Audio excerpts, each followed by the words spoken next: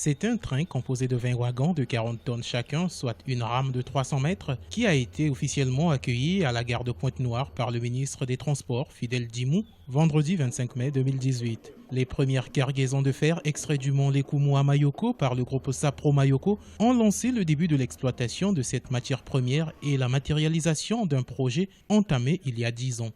Lorsque le démarrage est réussi, tout le reste s'annonce de bon augure. Donc c'est une étape décisive. Quelqu'un nous disait dans ce pays qu'il vaut mieux ne pas rater le début. Donc c'est ça la signification de cette étape.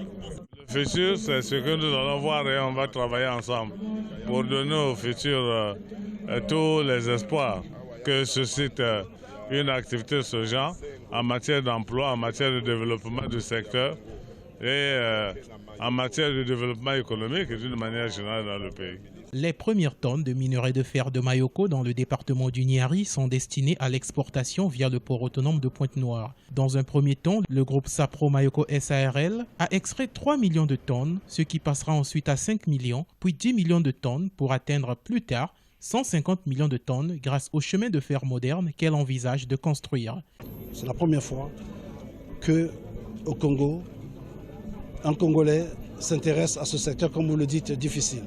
Mais il est difficile, mais pas impossible.